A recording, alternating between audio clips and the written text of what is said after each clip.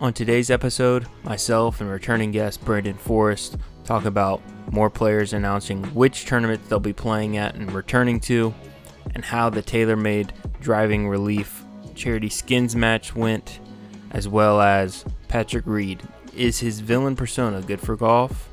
And then tomorrow, Tiger v. Phil 2, along with Tom Brady and Peyton Manning, the last match hopes, as well as a little bit of news and trash talk they've come out with. Let's get ready for the show.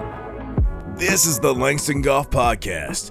Grow the game and always bring your sticks. What is going on, everybody? Welcome back to the Langston Golf Podcast.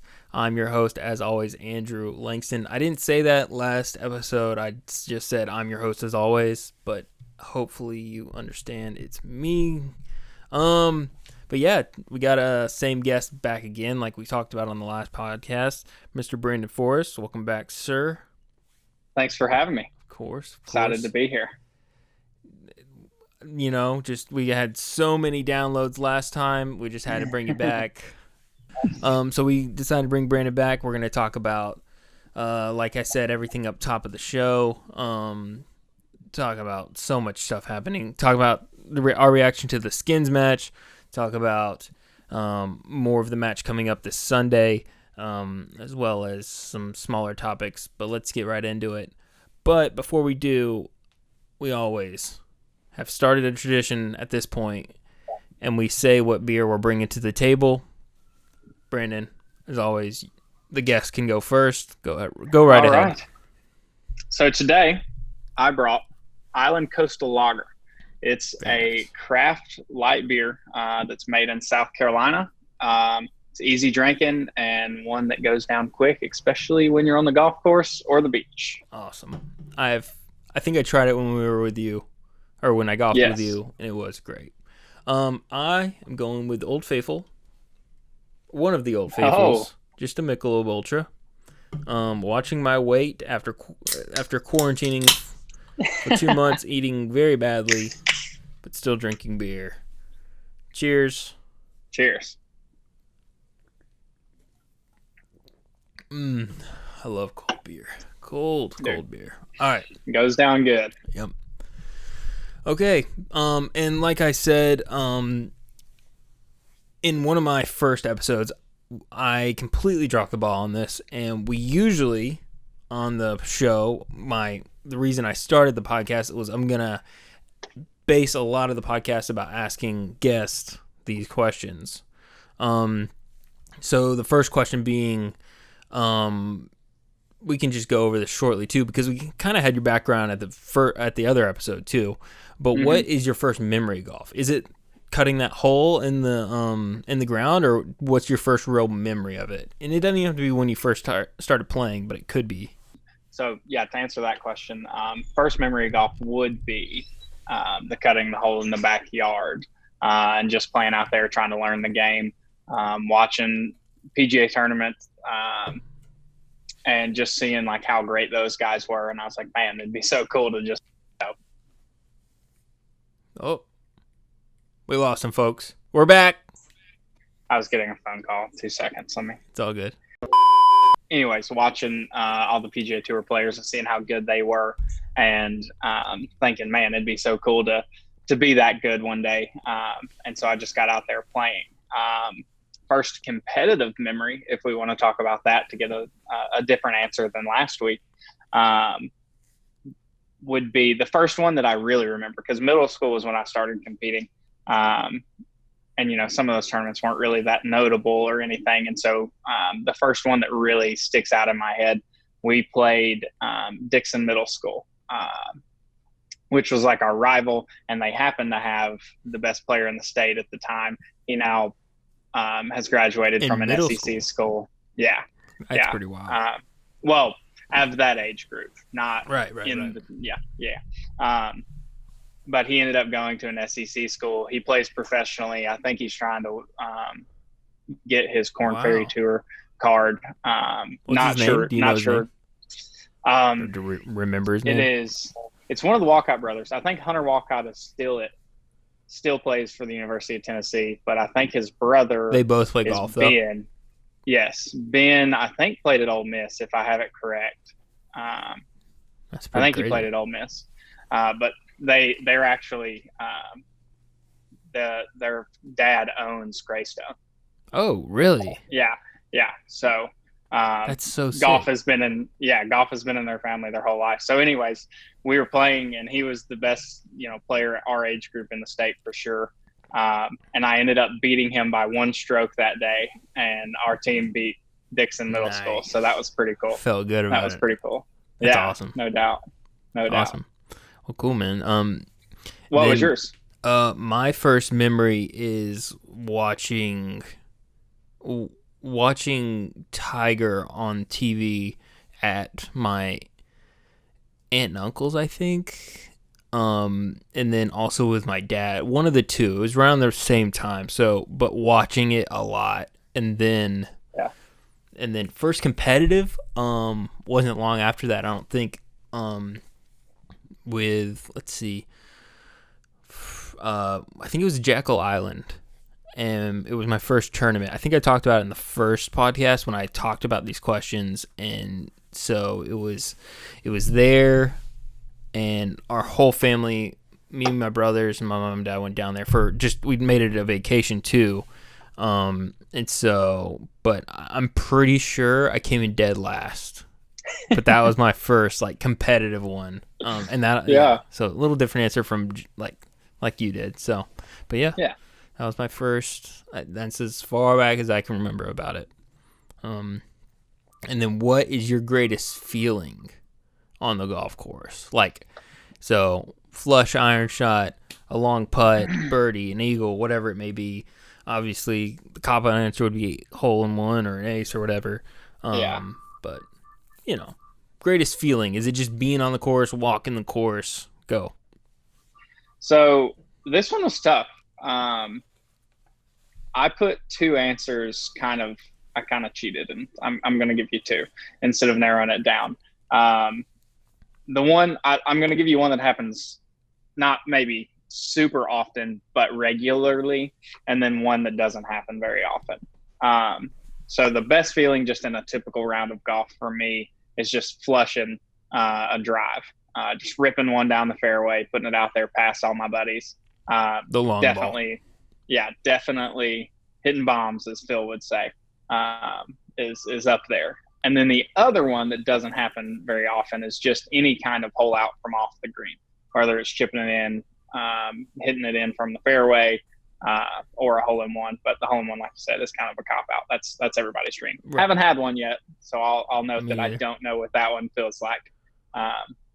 But I have had a couple hole outs from the fairway on like a par 4 and stuff like that. Yeah. So that's pretty awesome. Yeah. Okay. Now let me make you choose one. So if you had to cut out one and the other one like just went to complete shit, like your drives, like either you could hit it pretty consistent, but you would only hit it like, let's say 220 yards maximum. Ooh. Ooh. Okay, so let's say that, and then or your chips or whatever it may be from the fairway or holing out on your second shot, let's say that just you miss the green, let's say 80 to 90% of the time. Ooh. Choose one. Choose one to stick with, but your other one is just bombs. So choosing between driving at 220 and hitting the green often, or holing out often. Well, let's say hitting the green, because holing out is like, of course you're going to choose holing out. Yeah. Let's say hitting greens consistently. So green in regulation 70% of the time, we'll say. Go for it. Versus hitting just absolute tanks off the tee. And I don't know what your and missing the green. I don't know what your nuke off the tee is. What's your long ball, like consistent? If you kill it. If I kill it, it's pushing 335, 340. Consistent, I'd say probably 315 to 320. Okay. All right. And then so stay in that. Let's stay in that 330 range or something. Okay. Consistent. I think I would pick hitting the green 70% of the time. Really? I like the too. long ball. I like the long ball. But if I had to choose between my green and regulation being 70% or 20%, I think I'm going to do 70%. That's my thing. All day. I would, because that's my favorite feeling is hitting a feel good iron shot and then it being exactly what you picture and just seeing it. I love holes that is a ridge and then the green goes down for that second shot, and I love seeing the flight of the ball and hitting the green. That's because that's my favorite feeling from an elevated fairway hitting down. Yep. Yeah. That's my favorite kind of golf hole, I think. And especially if you could, I don't really like downhill lies, but if you get perfectly on the ridge or if it goes down, but you can always catch some extra yards. But that's my favorite golf hole anyway. But okay, cool. And if you what about for you? Hitting a green, like hitting green. That, yeah. Oh yeah, you just said that. Yeah. We can. It's all good. If you could implement one thing, this is the last question. If you could implement one thing into the game of golf, what would it be in the future? This one's tough. Mine kind of changes, so because like the game kind of is ongoing and everything's always changing, and they are adding things, so mine kind of changes too. So, again, on this one, I've got 3 or 4 answers. I'll give you the one that I think is the most altering to the game. Okay. I would like to see foursomes not being the standard anymore. So whether it be 9 people, 12 people, whatever. And I think the way to do that is... So you're saying larger groups than 4. You're saying like a random golf club vibe, like 10 people, but professionally. I feel like... Oh, is this professional or just casual golf? Well, I guess it can be whatever you want. I thought you meant professional. Well, casual golf. I feel like yeah, I like a lot of golf courses think that it needs to be prestigious in every facet. Mm-hmm. I feel like that a lot of golf courses don't want just the average person there. And I think if you took that stigma away, 1, a lot more people would play golf, but 2, it would be more fun. And so I would say taking the foursomes away. And I think the way you do that is you have people implement like Dustin Johnson's pace of play. Like, holy crap, during that, we'll get to it in a minute, but I mean, that dude is he's on it all the time. The guy hits a shot and the ball might be still moving and he's already set up and ready. Yeah. Oh, no doubt. And some people would be like, oh, well, that's just rude. And it's not. I mean, it's just making the pace of play better so that everybody can get through it faster and have more fun. Nobody likes waiting. Right. And then the other thing would just be people would have to be courteous. And if you had 6 people in a hole, let a twosome come to, just common sense courtesy on that. As far as PGA goes, I would like to see them be able to wear shorts. And again, I think the TaylorMade driving relief was a good indicator that like it can still look very professional even if they're in shorts instead of pants. And they were carrying their own bags. Like it would even that didn't look professional. I'll say that, but I liked it still. But if they had caddies, like it would still look professional when they're wearing shorts. I agree 100% with that. Absolutely. I love the idea of the casual golfer being able to have like a group of like 8 of their friends, or like even 5, like a lot of courses don't let you have 5 people or they're super weird about it. When I understand it obviously, but still, it all goes back to pace of play. Yeah. And that's why courses don't do it.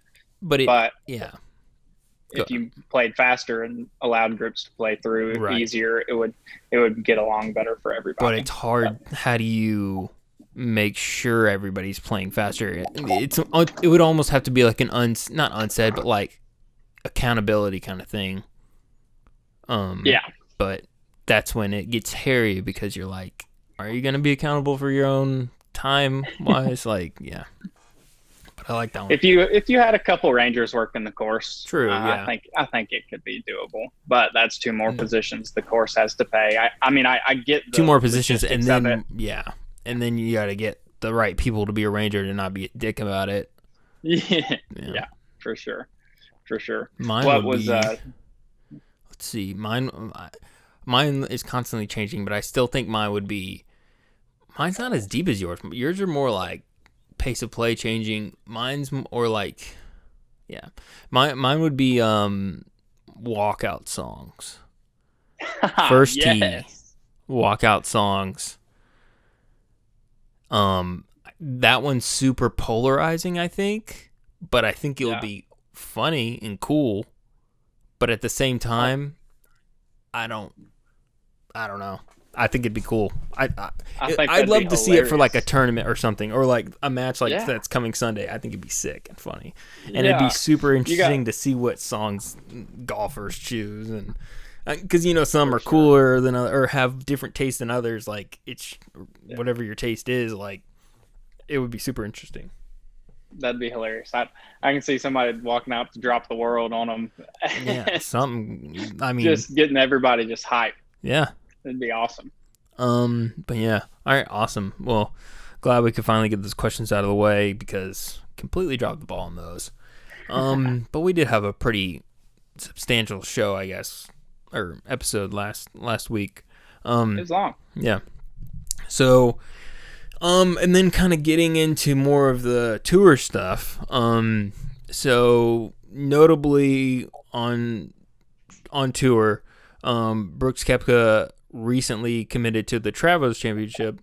So that means the event is expecting 5 of the top 8 in the world in late June. So that's Roy, Koepka, JT, Cantley, and Patrick Reed. And then it says as the third PGA Tour event back, but no fans will still be allowed as of now, which I think that would still stand because I think they would have announced that by now if they were going to have fans. Yeah, the closer you get to it, the harder it would be to sell tickets and get enough staff and people there. Sure. I'd love to see fans there, and I hope it still happens, but the closer it gets to it, I think the less likely. Yeah, I don't think we're seeing fans there, but I think it's – so let's see. So it kind of sounds – if you people out there are PGA Tour watchers, because I know Brandon is big on watching the tour, and I'm not so much. That's why I kind of like our dynamic is – he knows a lot more of the tour stuff than I do, but I try to keep up with it. And so I think it's super interesting. So it's really around the third tournament back is when you'll really start to see how everybody's doing. But before that, like people are starting to get back at it now, practicing. Like I feel like a lot of people took some time off too. Oh yeah. And maybe got cold. It'll be interesting, like we talked about last week, to see how it affects the year. Absolutely.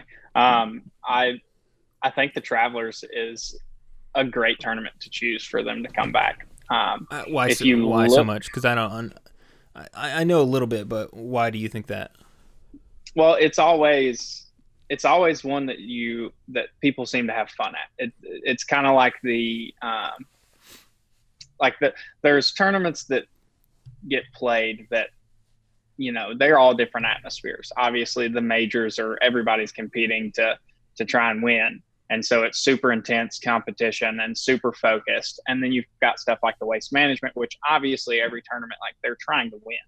But you've got the Waste Management Open that is always so much fun. And the crowd's into it. They're allowed to scream, and the fans are allowed to scream and all of that.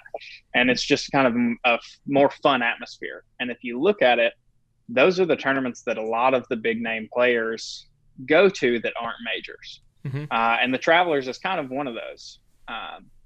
It's not as notorious as Waste Management or the Players or anything like that, but it's up there in a tour spot for players every year. This year it's at TPC River Highlands, which is in Cromwell, Connecticut. And it's got a $7.4 million purse. So it's a big tournament, purse wise too. So let's see here. The winner last year was Ches Reavie, and he won 1.3 million. So anytime you get a big purse like that, you're gonna have the these winner, top 5. Yeah, the big players are going to show up. that's true. Yeah, that's a good point. I didn't even look at that.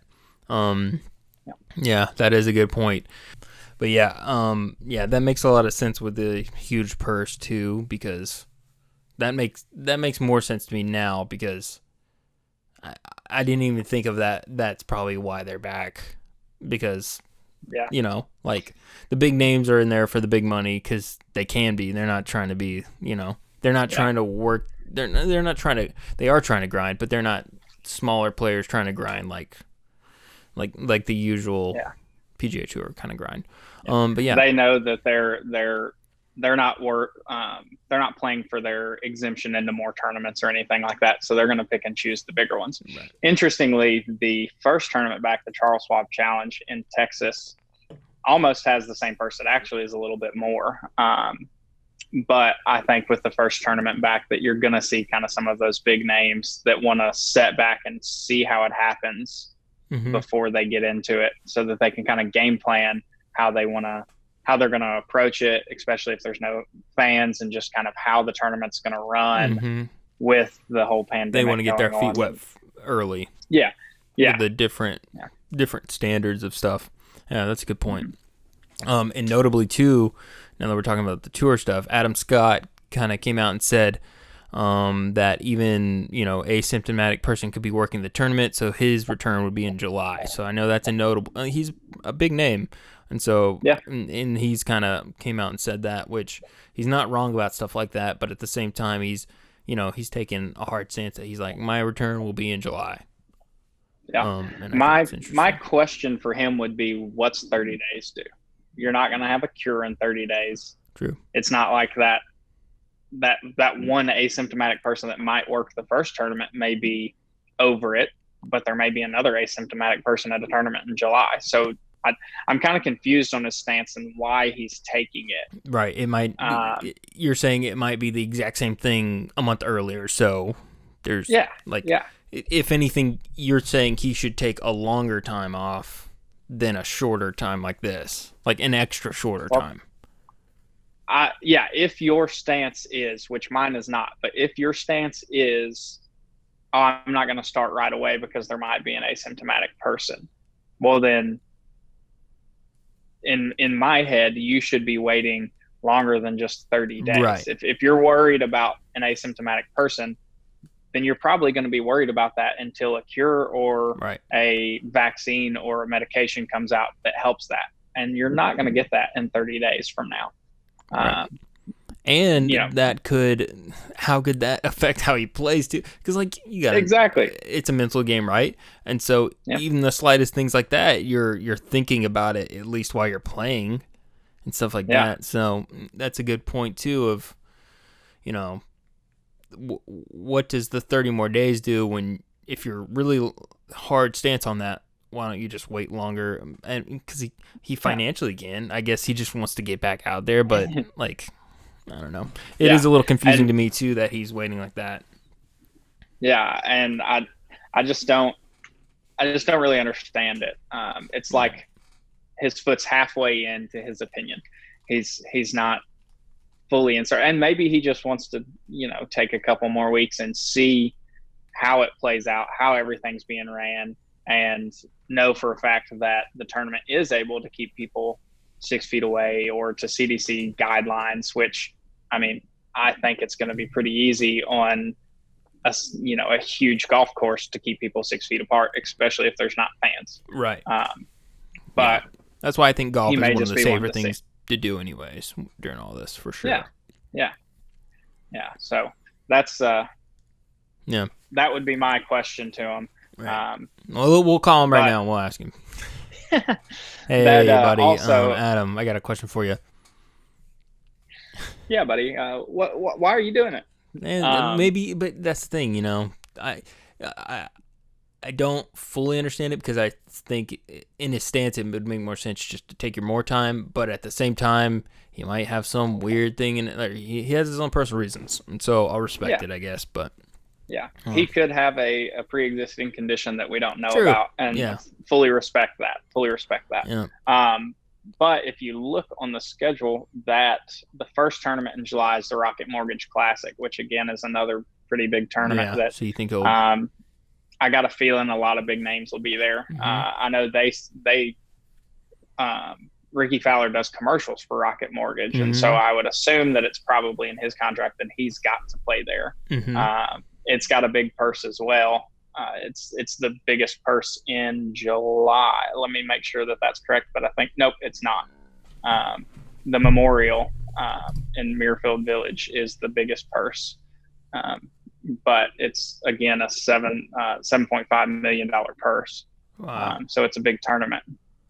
It's a big tournament. So it would either be the Rocket Mortgage Classic or the John Deere Classic is the next week. So I would say it would either be one of those because you would probably want to get a competitive round in before the Memorial. Yeah, right. So it early. What week was that? First July one? July 2nd through the 5th. Yeah. So is Rocket Mortgage. I don't know. What's that more time going to do really for the chances, I guess. Yeah, that's a good point. Yeah. But yeah, we'll kind of get into more of our main topics now. This whole show is kind of more so just bigger bullet points, no huge topic. But kind of our reaction to the skins match that went down this past Sunday. Just overall reaction. How'd you like it? Did you like it? Was it enjoyable for you? I'm curious. Yeah. We haven't talked about this yet. I liked it. One, it was live sports, so that was cool. My first reaction was, dude, Matthew Wolf can freaking hit a rocket off the tee. Yeah. I didn't realize that. I mean, when you get up there and outdrive Rory and DJ twice. Yep. I knew he could hit it, but like the long ball like that. But to see it matched up consistently like that, it was pretty cool to watch. Yeah. Yeah. And then the other one was, I've got a sneaky feeling that Ricky Fowler's going to have a pretty big year. His swing was smooth. He's rolling the ball really well.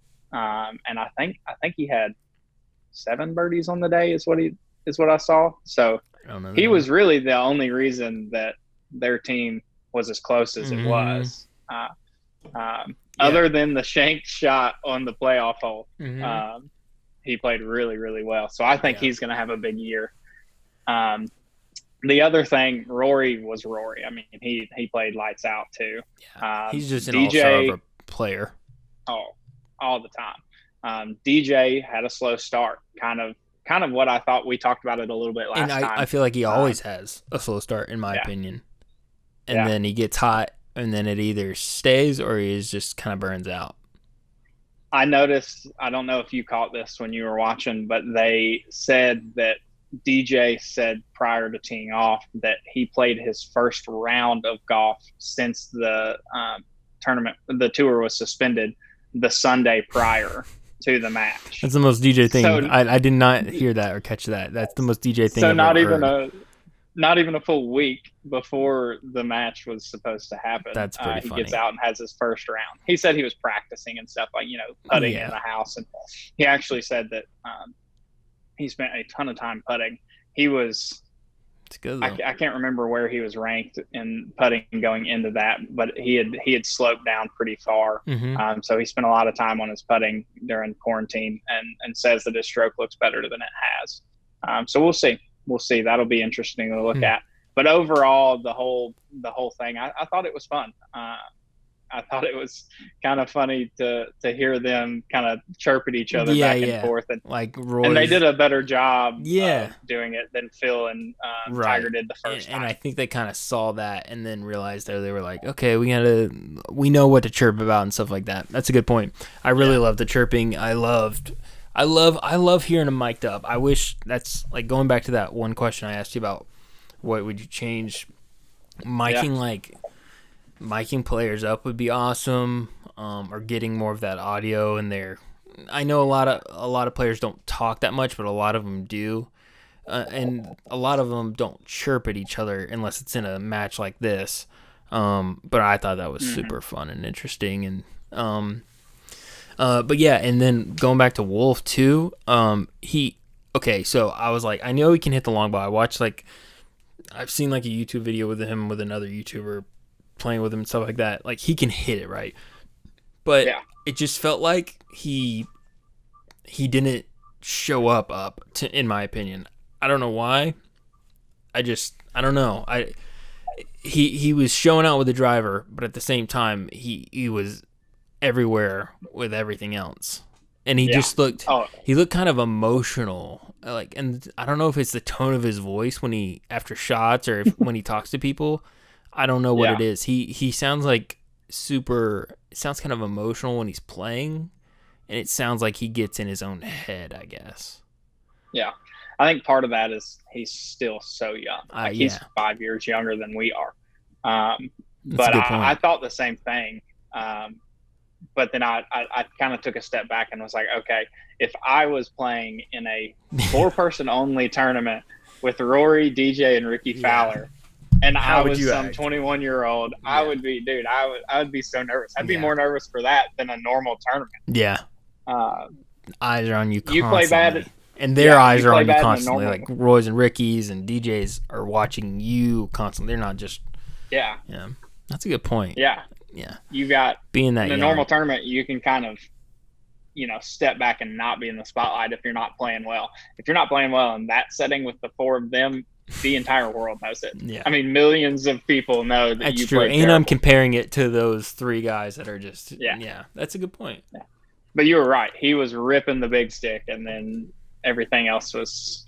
I just feel like I watched him in a bunker the whole time. To be honest, I feel like I feel like every hole. I don't know why. I don't have it written in front of me, but I just felt like he was in the bunker a lot. But yeah, and then kind of going into a topic we talked about last week, Patrick Reed. Dun dun dun. Yeah. Is he a villain? First of all, to you or anybody else, and is it good or bad for the game of golf? Is having that villain persona good or bad for the game in general? Yeah, I'm interested because we finally get to talk about this. We've mentioned that we're going to talk about it to each other before, but go ahead. Mm-hmm.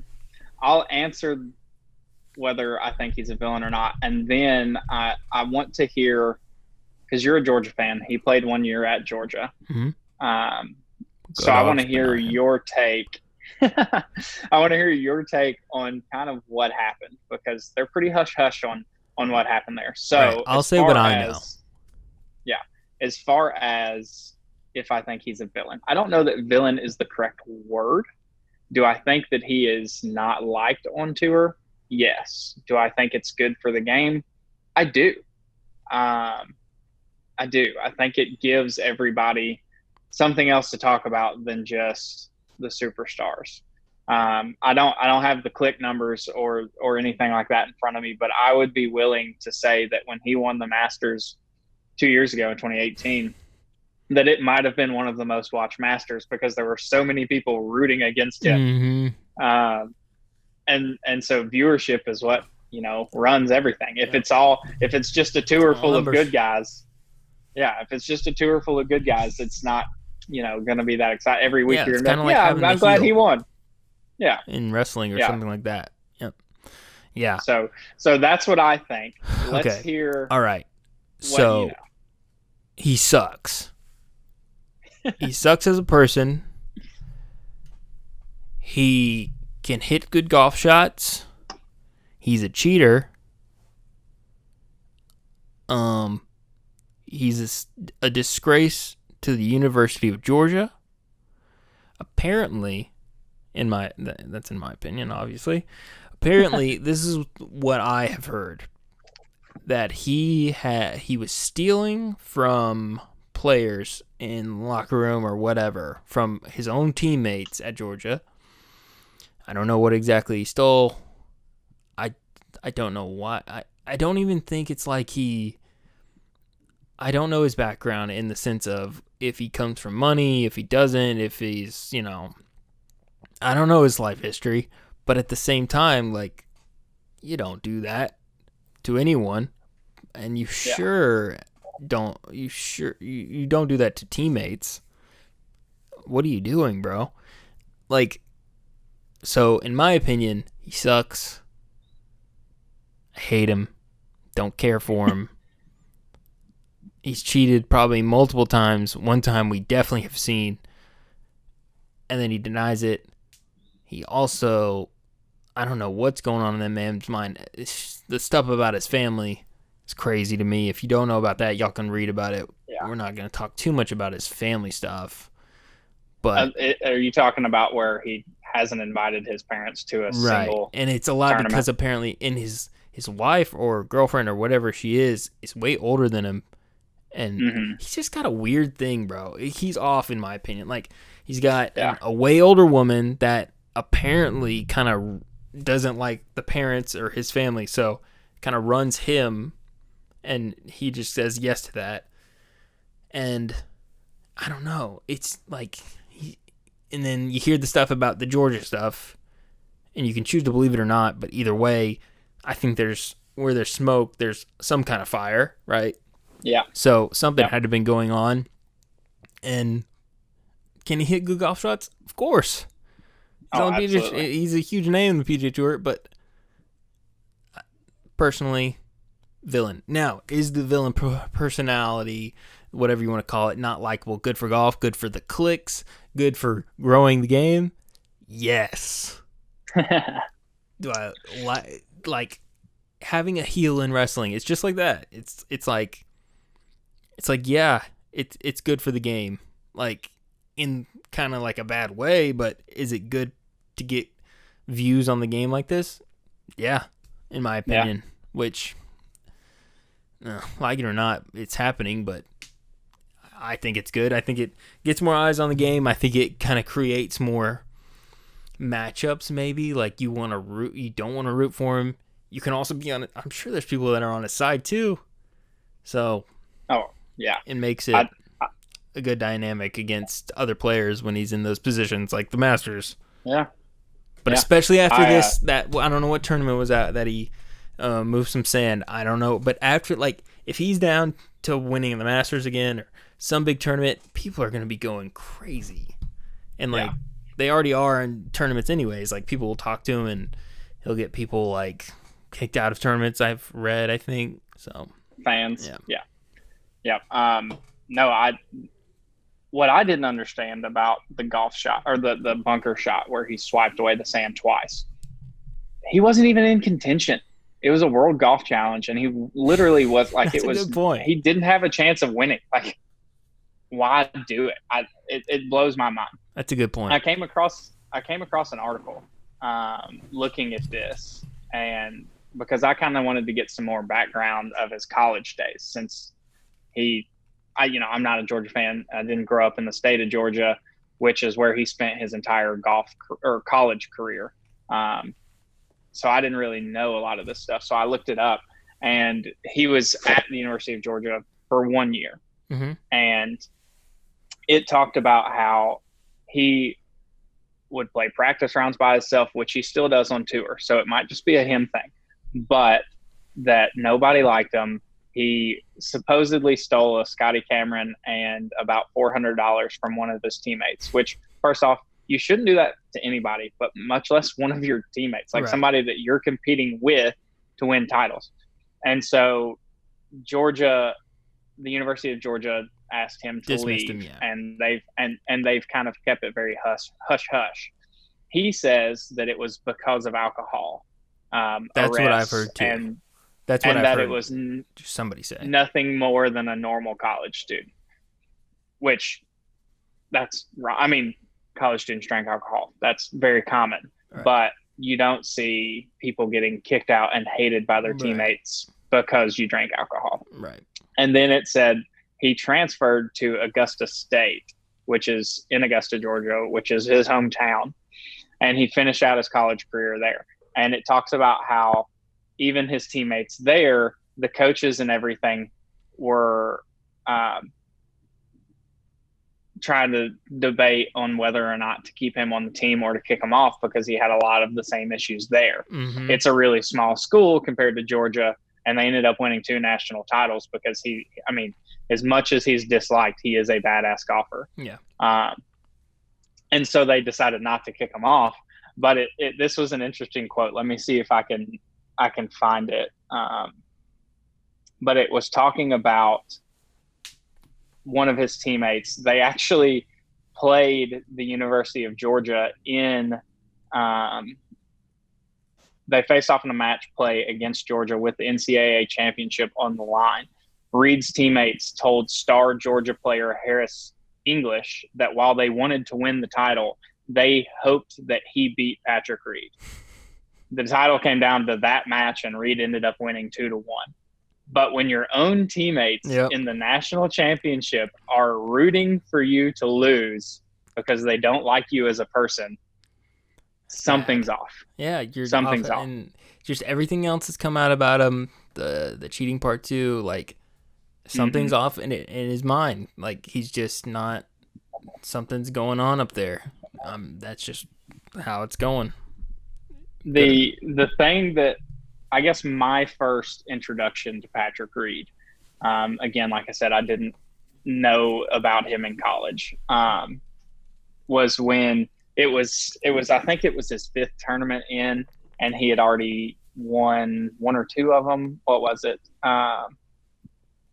2 seconds, and I'll tell you exactly. Okay, here it is. So Reed won his first tournament right after he turned 23. 7 months later, he had won 3 tournaments at that time. He was doing an interview after winning a World Golf Challenge event, and he said, "I've got 3 PGA Tour wins. I truly believe I'm a top 5 player in the world." And somebody compared this. He finished off by saying, "I don't see a lot of guys that have done that besides Tiger Woods and the legends of the game. I believe in myself, especially with how hard I've worked. I'm one of the top 5 players in the world. I feel like I've proven myself." This was, granted, he had 3 PGA Tour wins, but this was literally before he had ever played in a major. After this comment, he ended up missing the cut in 5 of his next 8 events. Goes around, comes around, brother. Yep, and his best finish was a tied for 35th at the U.S. Open. Now, he's obviously done better since then. He's got a Masters title and several more. But somebody was saying this would be like an NBA rookie playing in 5 games, and after 5 games saying, "Oh, well, I deserve to be the MVP of the season," before ever even playing in a playoff game. Yep. And I was like, that's a really, really good point. So that's just like brash, I guess, is the only word I can think of. Like who realistically thinks that after 7 months on tour? Mm-hmm. Dude, I didn't even know he said that too. Like it's like I've never heard anything that I like about him. Yeah. Every single piece of news or whatever, and maybe that is a lot of the media only putting stuff bad out there. But at the same time, like I said, when there's smoke, there's fire. Even if a little bit, there's probably something off. That is great. That's a good analogy to put too with the NBA thing, because that's a wild accusation for himself to. That's wild. Yeah. 7 months into tour comparing himself to Tiger Woods. That's okay, pretty brother. steep. Whatever you say. That's wild. Now, I will say, if the opportunity presented itself and I had a chance to play a round of golf with him, I absolutely would. I think I would love that. I would want to grill him on what all of this is true, and if any of it is, why he did it. And then maybe like a little interview, get to the bottom of this. A little Langston Golf interview. Yeah. No doubt. Call him out, see if he's really about that life. It would be interesting. I would love for like a ESPN 30 for 30 to come out and in several years down the road talking about this, and him finally sitting down and doing an interview and being like, "Yeah, I was a shithead," or "No, all this was wrong and here's the proof." Yeah, so that'd be interesting. I think that would be maybe if he did, a 30 for 30 would do it or something like that. But because they do stuff on, if not even huge stuff. So hopefully, maybe one day we will get something like that. Hopefully. Yeah. Well, cool. And then so overall verdict: villain, good for golf. Don't like him. Probably from both of us, I think, for the most part. Yeah. To say it candidly. I think the climax moment of his villain persona, kind of like the roles of superhero movies. you've got the villain and he keeps attacking the hero over and over, and eventually the hero comes out on top at the end of the movie. True. Well, you kind of got that climax in the 2019 Masters when Tiger won it, and Reed had to put the green jacket on Tiger. Yeah, that was kind of that like that's humble. A good point. Okay, I know I'm not the best moment.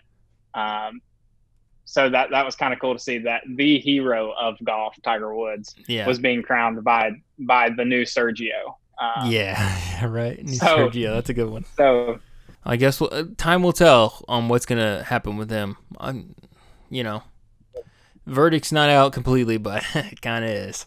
Going to the next. I think he's young enough to change. Yeah, true. That's the thing, though. He's done it for. Think about it. We know things about like this since like college, and he's not the youngest player, but he is a young guy. Yeah. So I don't know. I guess he does have time, but he would have to do some crazy. Yeah. Go through leaps and bounds to win the hearts of others, I think. He's got a lot to straighten out for sure. Yeah. And I personally don't think that he does, but he is still young, and I think that there would be time if he decided that he wanted to. Yeah. All right. And then we'll go into our last little topic. Kind of like a quick one, though, because we did talk about it. It was one of our main topics last week. Overall, last hopes for the match coming. Basically, this is going to come out tomorrow, so the match tomorrow, Sunday, the 24th, against Tiger Phil 2, plus Phil and Tom. Or no, plus, Peyton and Tom. And then I'll throw up some images here. So they also are throwing, confirmed, there's a picture of it too, Tiger Woods' golf cart with cameras getting put into it. And then we also saw a sneak peek of Tom Brady's golf cart. So super interesting. I think it'll be cool to see the in-cart conversations and reactions to it all. I guess my hope for it is that it is an inside look, like a true inside look of these guys. Like I want to feel like I'm part of this foursome of one of the teams or something. I want to hear the jokes. How they're, yeah.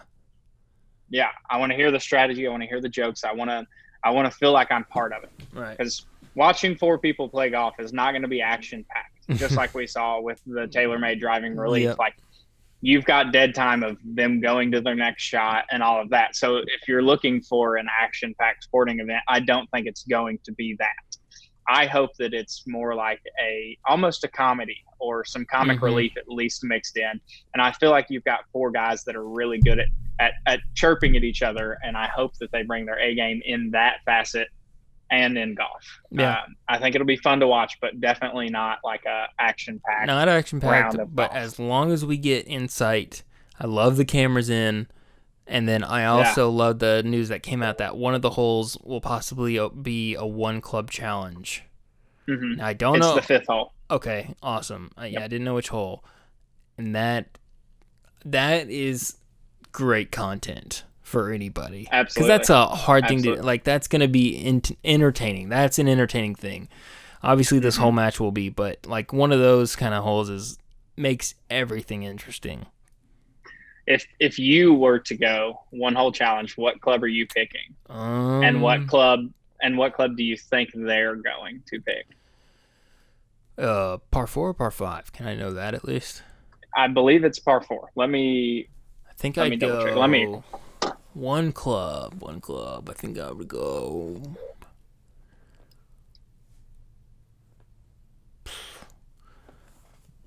It's between my 5-iron and my 8-iron. And I think I would go 5-iron. Okay. Why? My 5-iron and 8-iron are easily the favorite 2 irons. And then 5-iron, I can get the distance off the tee I want. Then be able to hit the 5. I don't know. That's a tough one because I would have to know the exact yardage, but I think I like my punch shots if I need it more with my 5-iron or something like that. Yeah. If depending on how far the tee is, the hole is, and how far I ended off that first tee, I think 5-iron. And then if I'm putting, the the angle is the degree. It's a little bit easier than an 8-iron, but I guess you could work. You could work with either, but I think 5-iron is probably more versatile for me at least. Okay. What about you? I would probably go 7-iron. Okay. Probably. A little tin cup situation? Yeah.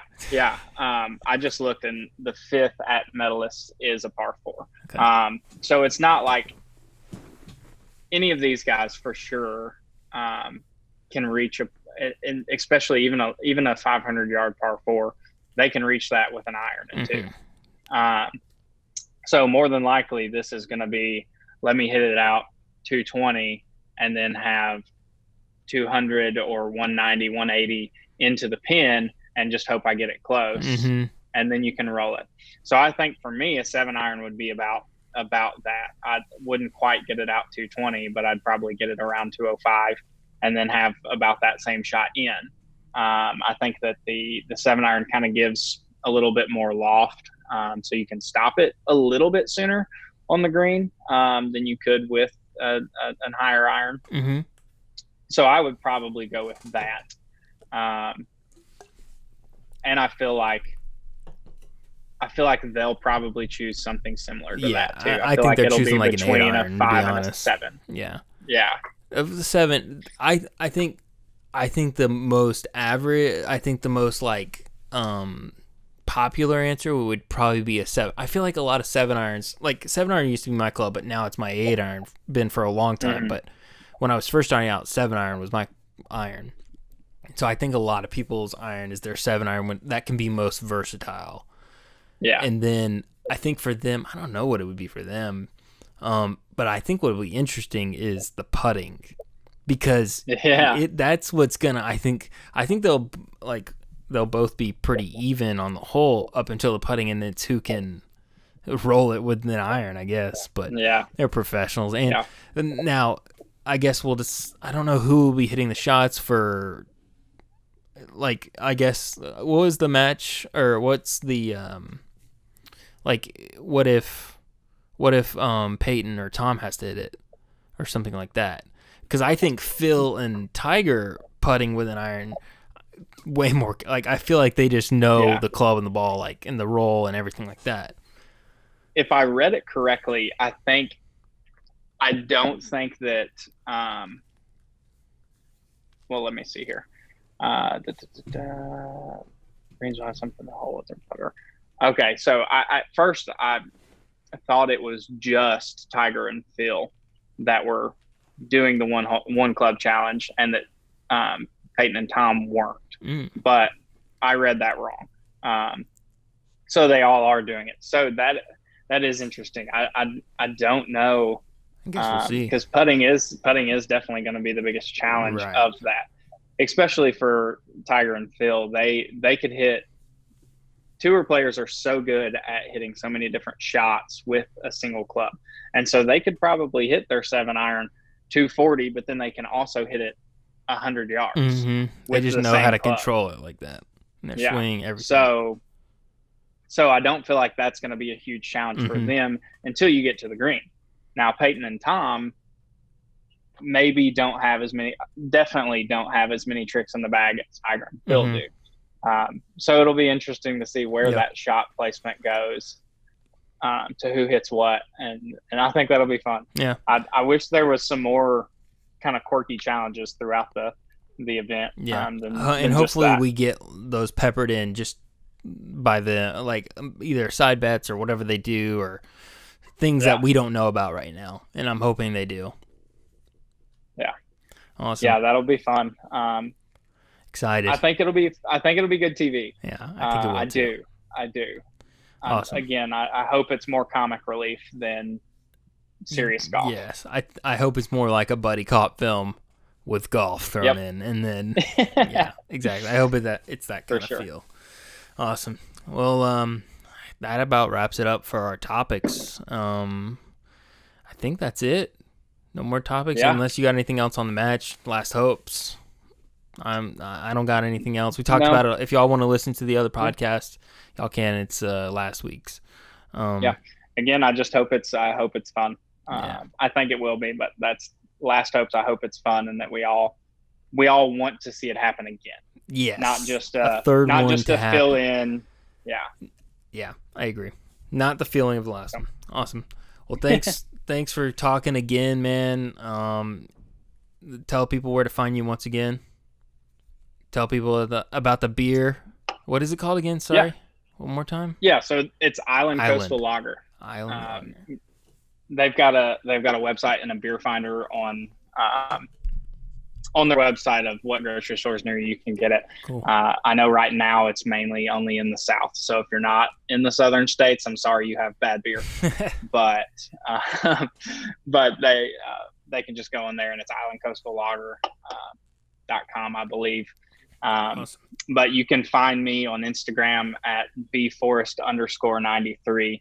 I should have probably put the name on my Zoom It's all good. as that handle, but Throw it up the there. last name is spelt funny.